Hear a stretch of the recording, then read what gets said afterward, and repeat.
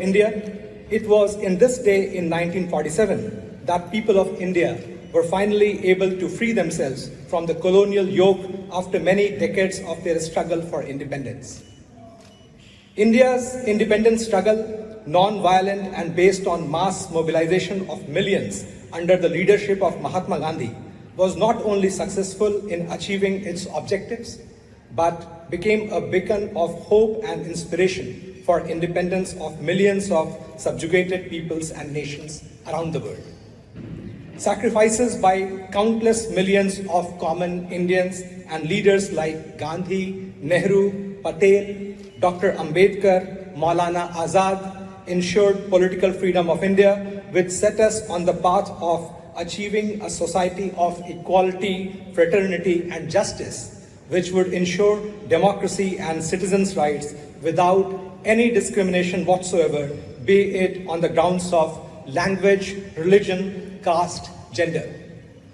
It is this promise which the Indian nation made to itself on 15th August 1947, and we aspire to live up to it. The journey of India for the last 77 years has taken us to several heights. India is the third largest economy in the world today.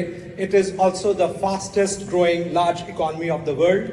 Struggling with food deficiency in the early decades of independence, India today is not only self-sufficient but ensures food security for its 1.4 billion population.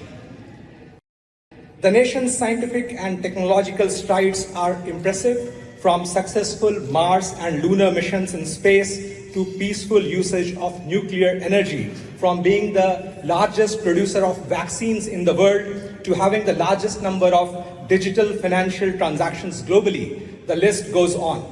However, we are also acutely conscious of all that we are still to achieve. Foremost among that is elimination of poverty in our country and raising the living standards of every last Indian.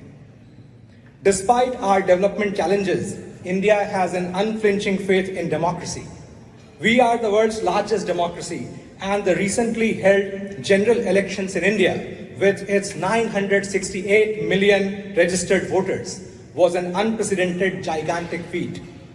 India has demonstrated how democracy counts and works for free expression of the will of the people of India. In this way, India also contributes to the propagation of values of democracy and freedom all over the world. We are confident that a democratic India, which continues to play its rightful role in the world and contributes to global peace, stability and development, will also continue to have steadfast support of all the friendly nations of the world. In this context, we attach great importance to our relations with Denmark.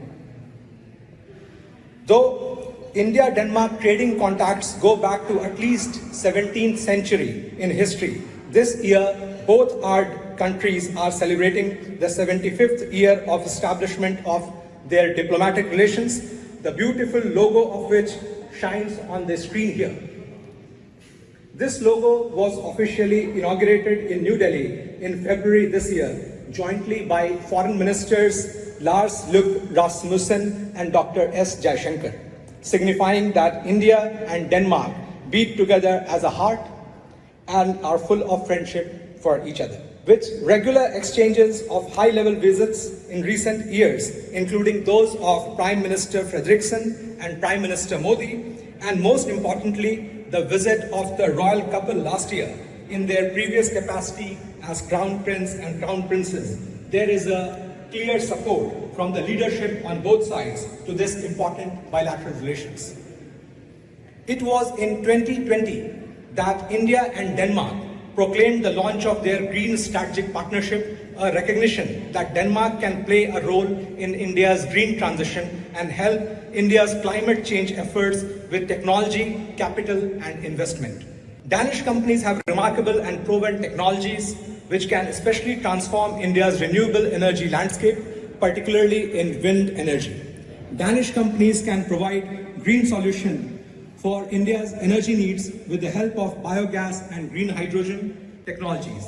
India and Denmark have joint working groups working for green shipping. Denmark is a major solution provider for us in the field of water, clean tech, and reclaiming our disappearing water bodies, lakes, and water tables in several water-stressed parts of India.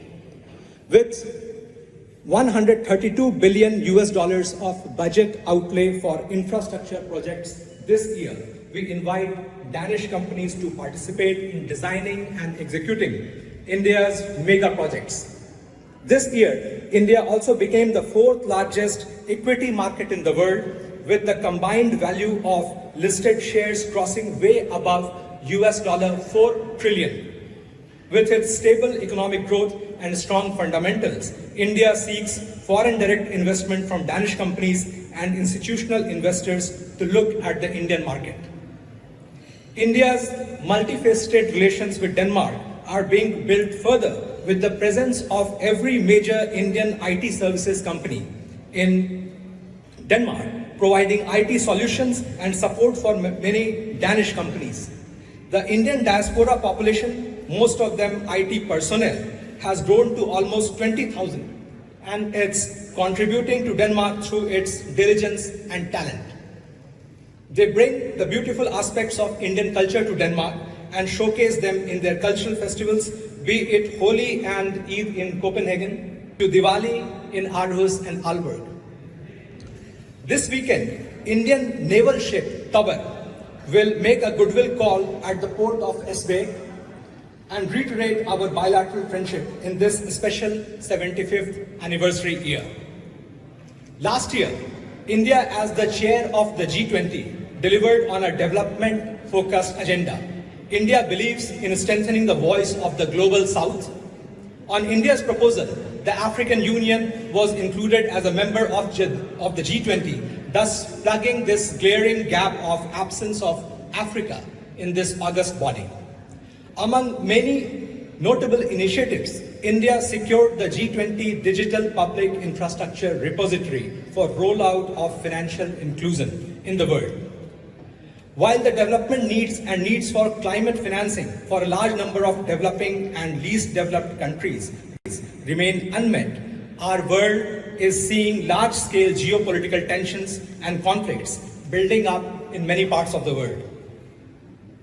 With the deepening conflict between Russia and Ukraine, India continues to urge for dialogue and diplomacy.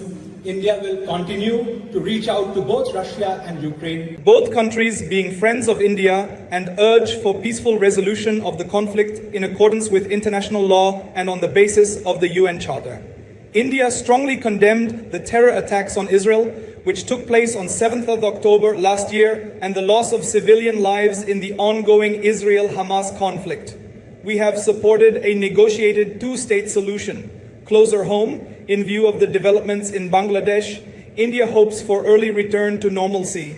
India remains committed to working with Bangladesh to fulfill the shared aspirations of both the peoples for peace, security, and development. In conclusion, I would like to say that India and Denmark, as partners with shared values and aspirations for global peace, development, and green growth, look forward to keep working together, closer and stronger. Ladies and gentlemen, please join me in raising a toast to the India-Denmark friendship and fruitful partnership for years to come. Thank you.